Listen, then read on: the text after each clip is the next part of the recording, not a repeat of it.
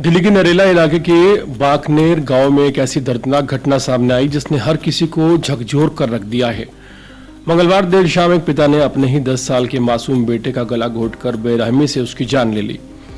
ये वही बेटा था जिसे वो कभी कंधे पर बिठाकर घुमाता होगा, कहानियां सुनाता होगा, लेकिन घरेलू झगड़ों, नशे की लत और रिश्तों की कड़वाहट ने बाप को एक ऐसा दरिंदा बना दिया कि उसने अपनी ही संतान की जान ले ली।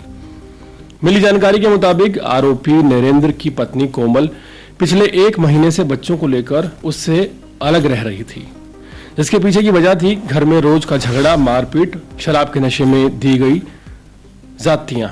कोमल का कहना है कि नरेंद्र प्लम्बर का काम करता था, लेकिन उसे शराब की बुरी लत है।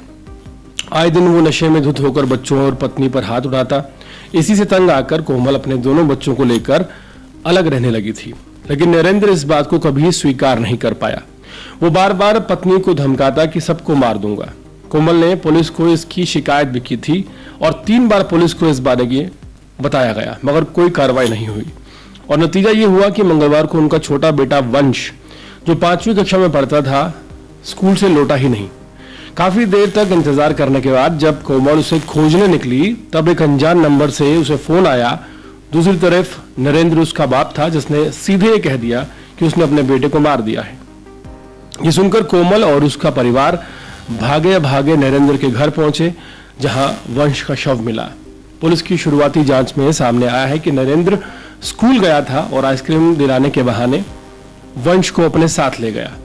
फिर घर से लेकर जाकर उसने उसका गला घोंट दिया और फरार हो गया। अब पुलिस नरेंद्र की तलाश में जुट गई। उसका बड़ा बेटा जो 14 साल का है, इस हादसे से सदमे में है। सवाल ये उठता है कि क्या एक पिता इतना ज्यादा गिर सकता है कि अपने ही बेटे की जान ले ले?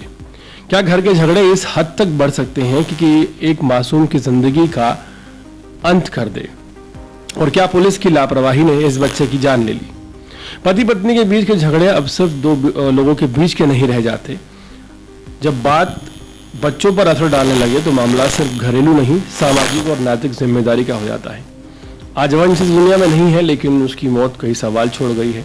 क्या शराब की लत इतनी खतरनाक हो सकती है? क्या कोई इंसान नशे में इतना अमानवीय हो सकता है?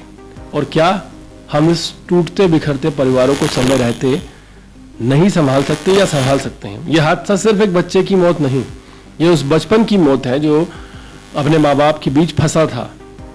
और जब तक ऐसे घरों में प्यार और समझदारी की जगह झगड़े और नशे रहेंगे, तब तक न जाने कितने और वंश इस दुनिया से चले जाएंगे।